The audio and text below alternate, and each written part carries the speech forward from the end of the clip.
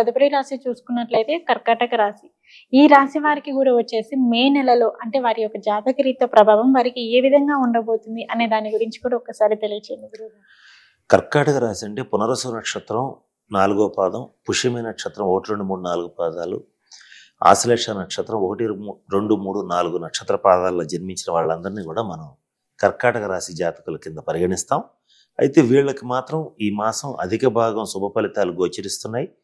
అయితే వీళ్ళకి ఆర్థికంగా మంచి పురోభివృద్ధి వచ్చేటువంటి టైం దగ్గరకు వచ్చింది.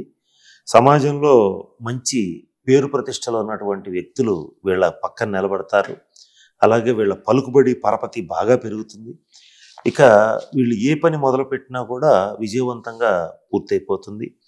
వీళ్ళు ఏం చేయాలనుకున్నా ఈ మాసంలో చక్కగా ప్రారంభించవచ్చు, ఇబ్బంది లేదు. అలాగే మరొక ముఖ్యమైన ప్లస్ పాయింట్ ఏంటంటే వీళ్ళకి ఎవరైతే అవివాహితులు అంటే పెళ్లి కాని వాళ్ళు ఉంటారో వాళ్ళకి పెళ్ళి అయ్యే అవకాశాలు గోచరిస్తున్నాయి. అంటే మంచి సంబంధాలు తప్పనిసరిగా వస్తాయి. సంతాన ప్రాప్తి కోసం ప్రయత్నం చేసేటువంటి వాళ్ళకు కూడా పూర్తి స్థాయి శుభ ఫలితాలు ఏర్పడబోతున్నాయి. ఎక్కువ శాతం ఈ మాసం వీళ్ళకి సంతాన ప్రాప్తి అంటే కొంతమంది ఆల్రెడీ కర్కాటక రాశి వాళ్ళు సపోజ్ ప్రెగ్నెంట్ ఉన్నారనుకోండి, ఈ మాసం అయితే ఎక్కువ శాతం మగపిల్లలు జన్మించే అవకాశం వీళ్ళకి అంటే పుత్ర సంతాన ప్రాప్తి కూడా కలిగే పరిస్థితి బలంగా గోచరిస్తుంది. అటువంటి అధిక భాగం శుభ ఫలితాలు వీళ్ళకి గోచరిస్తున్నాయి. అలాగే ఈ మాసం రాజకీయ నాయకుల విషయాన్ని తీసుకుంటే రాజకీయ నాయకులకి చాలా బాగుంది. ఈ గెలుపు ఓటములు విషయానికి వచ్చేటట్లయితే వాళ్ళ వ్యక్తిగత జన్మజాతక రీత్యా పరిశీలించాలి. కానీ ఎక్కువ భాగం మేషరాశి, వృషభ రాశి తర్వాత కర్కాటక రాశి వాళ్ళకి విజయ అవకాశాలు పుష్కలంగా ఉన్నాయి. వీళ్ళు గెలుస్తారు. వీళ్ళ పార్టీ కూడా ఇక్కడ అధికారంలో రాష్ట్రంలోకి వచ్చే అవకాశాలు బలంగా గోచరిస్తున్నాయి అన్నమాట. అంటే రాజకీయ నాయకులకి మంచి శుభ ఫలితాలు ఉన్నాయి. ఇక వ్యాపారస్తుల విషయానికి వచ్చేటట్లయితే బంగారం వెండి వ్యాపారాలు చేసే వాళ్ళకి చాలా బాగుంది. వాళ్ళకి టర్నోవర్ బాగా పెరుగుతుంది. మరి బంగారం టర్నోవర్ ఎలా పెరుగుతుంది? బంగారం రేట్ చూస్తేనేమో అక్కడెక్కడో ఉంది. అయినా సరే వీళ్ళకి మాత్రం బిజినెస్ ఏమాత్రం తగ్గదు, చక్కగా పెరుగుతుంది. ఈ విషయంలో వీళ్ళు చాలా ధైర్యంగా ఉండొచ్చు. బంగారం రేటు లక్షకు కూడా వెళ్ళొచ్చు. చాలా ఈజీగా 1 or 2 yearsలో వెళ్ళిపోయే అవకాశాలు బలంగా ఉన్నాయి. కానీ వీళ్ళకైతే మాత్రం వ్యాపారం తగ్గదు. తప్పకుండా వీళ్ళకి వ్యాపారం అనేది పెరుగుతుంది. అలాగే వస్త్ర వ్యాపారులకు కూడా చాలా బలంగా ఉంది. ఇక వ్యాపారస్తుల విషయంలో పాలతో వ్యాపారం చేసేవాళ్ళు అంటే డైరీ ఫార్మ్స్, నీళ్ల వ్యాపారం అంటే వాటర్ ప్లాంట్స్ కావచ్చు, ఇక కంపెనీస్ కావచ్చు, వీటిలందరికీ కూడా మంచి శుభ ఫలితాలు ఉన్నాయి.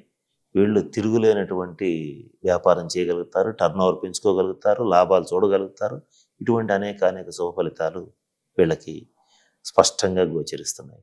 నిరుద్యోగులు ఎవరైతే ఉంటారో వాళ్ళకి ఉద్యోగం ఈ మాసంలో ఖచ్చితంగా వచ్చే అవకాశాలు ఉన్నాయి.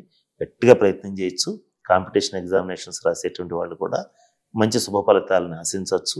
విద్యార్థులకు కూడా బాగుంది. ఇటువంటి శుభ ఫలితాలు కర్కాటక రాశి వారికి ఈ మాసం గోచరిస్తున్నాయి. అయితే ఇక్కడ ఏంటంటే కొంత అష్టమ శని సంచారం అనేటువంటిది కొంత ఇబ్బంది ఉంటుంది. ఈ అష్టమ శని సంచారం వల్ల ఏమవుతుందంటే కొంచెం అనారోగ్య సూచనలు, ముఖ్యంగా అది కూడా 45 సంవత్సరాలు 40-45 సంవత్సరాలు దాటినటువంటి వాళ్ళకి మాత్రం శ్వాస సంబంధమైన సమస్యలు, ఎలర్జీస్ అంటే డస్ట్ ఎలర్జీస్, స్కిన్ ఎలర్జీస్, ఇటువంటి సమస్యలు వచ్చే అవకాశాలు ఉన్నాయి. అలాగే కర్కాటక రాశి వాళ్ళకి మాత్రం కొన్ని సందర్భాల్లో జీవిత భాగస్వామితో కొంత భేదాభిప్రాయాలు వచ్చే అవకాశాలు కూడా గోచరిస్తున్నాయి. అవి వీళ్ళు పెరగకుండా చూసుకోవాలి. అంటే కొంత లైఫ్ పార్ట్నర్తో ఎక్కువ డిస్టర్బెన్స్ అనేది పెట్టుకోకూడదు. సహజంగా వీళ్ళ కుటుంబ జీవితం బాగుంటుంది, అంటే జీవిత భాగస్వామి అనుకూలత ఉంటుంది. కానీ కొంచెం తేడా ఉన్నా కూడా ఈ మాసం కొంత అటు ఇటు అయ్యే అవకాశం ఉంటుంది. కానీ కొంచెం జాగ్రత్తగా ఉండాలి. అంటే ఎవరైనా భార్యాభర్తలు కొంత భేదాభిప్రాయాలు ఘర్షణలతో ఉన్నారనుకోండి, ఈ మాసం ముఖ్యంగా గట్టిగా పట్టుకొని లాగితే డైవర్స్ దాకా వెళ్తుంది. కనుక ఈ ఒక్క మాసం కొంచెం జాగ్రత్తగా ఉండాలి. ఈ విషయంలో జాగ్రత్తగా ఉండాలి. సంతాన పురోగతి, సంతాన పురోభివృద్ధి చాలా బాగుంది. ఇటువంటి శుభ ఫలితాలు వీళ్ళకి గోచరిస్తున్నాయి. ఉద్యోగులందరికీ అంటే కేంద్ర రాష్ట్ర ప్రభుత్వ ఉద్యోగులు కావచ్చు, ప్రైవేట్ రంగంలో ఉద్యోగస్తులు కావచ్చు, వీళ్ళకి మాత్రం అత్యంత అనుకూలమైన శుభ ఫలితాలు ఉన్నాయి. వీళ్ళు ఏం చేసినా ఏం జరిగినా వీళ్ళకి ప్లస్ పాయింటే అవుతుంది. వీళ్ళు ఈ మాసంలో చాలా ధైర్యంగా ముందంజ వేయగలుగుతారు ప్రతి పనిలోనూ. అలాగే పోలీస్ డిపార్ట్మెంట్, సిబిసిఐడి, ఇలా రక్షణ శాఖకి సంబంధించి వాళ్ళందరికీ కూడా అత్యంత శుభ ఫలితాలు ఈ మాసం గోచరిస్తాయి. ఓకే గురువు గారు. కర్కాటక రాశి వారికి వచ్చేసి మే మాసంలో ఏ విధంగా ఉండబోతుంది అనే దాని గురించి తెలియజేశారు. మీరు ఇందాక చెప్పారు భార్యాభర్తల మధ్య గొడవలు వచ్చే అవకాశం ఎక్కువగా ఉంది అని చెప్పేసి. సో అది కొంచెం తగ్గాలి అంటే వారు ఎటువంటి రెమెడీ చేస్తే బాగుంటుంది అంటారు? అలాగే దైవారాధన ఏ దేవుణ్ణి ప్రార్థిస్తే వారికి కొంచెం సమస్యలు తగ్గుతాయి అంటారు? ఈ కర్కాటక రాశి వాళ్ళు ఈ మాసం ముఖ్యంగా వెంకటేశ్వర స్వామిని పూజించాలి.